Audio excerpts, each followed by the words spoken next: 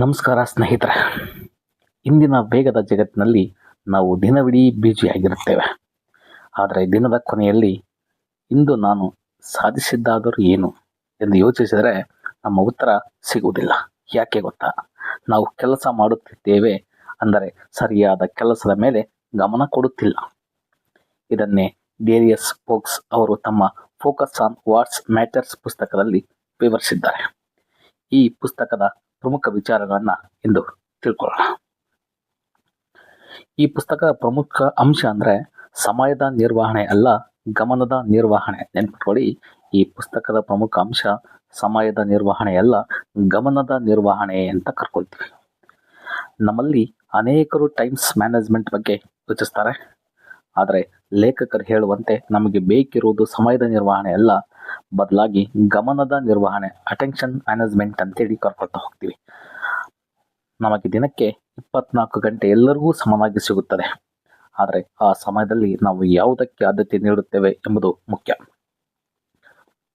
ಅನಗತ್ಯ ಇಮೇಲ್ಗಳು, social media, ನೋಟಿಫಿಕೇಶನ್ಗಳು ನಮ್ಮ ಗಮನವನ್ನು ಕಿತ್ತುಕೊಳ್ತವೆ. ಯಾವುದೇ ಇಲ್ಲ, ಯಾವುದಕ್ಕೂ ಇಲ್ಲ, ನೋ ಎಂದು ಹೇಳಬೇಕು ಎಂದು ನಮಗೆ ತಿಳಿದಿರಲಿ.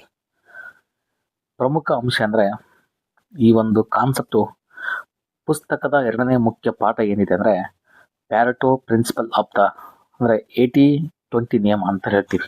ಅಂದರೆ ನಮ್ಮ ಜೀವನದಲ್ಲಿ 80% ಫಲಿತಾಂಶಗಳು ನಾವು ಮಾಡುವ ಕೆಲಸ 20% ಪ್ರಮುಖ ಕೆಲಸಗಳಿಂದ ಮಾತ್ರ ಬರುತ್ತವೆ. ನಿಮ್ಮ ಗುರಿಯನ್ನು ತಲುಪಲು 20% ಕೆಲಸಗಳು ಯಾವುವು ಎಂದು ಪಟ್ಟಿ ಮಾಡಿ, ಉಳಿದ 80% ಅನಗತ್ಯ ಕೆಲಸಗಳನ್ನು ಕಡಿಮೆ ಮಾಡಿ ಅಥವಾ ಕೈ ಬಿಟ್ಬಿಡಿ. ಪ್ರಮುಖ ಅಂಶ ಈ ಒಂದು ಪುಸ್ತಕದ ಏನಂದರೆ ಆಂತರಿಕ ಶಾಂತಿ ಮತ್ತು ಸ್ಪಷ್ಟತೆಯನ್ನು ಕೊಡುತ್ತೆ.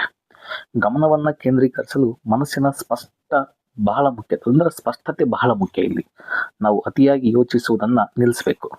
ಲೇಖಕರು ಹೇಳುವಂತೆ ನಿಯಂತ್ರಣ ಮಾಡಲು ಸಾಧ್ಯವಿಲ್ಲದ ವಿಷಯಗಳ ಬಗ್ಗೆ ಚಿಂತಿಸುವುದನ್ನು ಬಿಟ್ಟು ನಮ್ಮ ಕೈಯಲ್ಲಿರುವ ಕೆಲಸದ ಮೇಲೆ ಶ್ರಮ ಹಾಕಬೇಕು.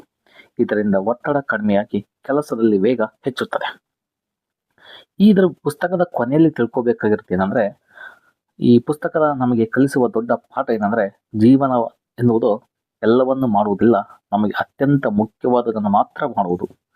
ನಿಮ್ಮ ಗುರಿ ಏನೇ ಇರಲಿ, ಹಿಂದೆ ನಿರ್ಧರಿಸಿ ಯಾವುದಕ್ಕೆ ನಿಮ್ಮ ಗಮನ ಕೊಡಬೇಕು ಎಂದು.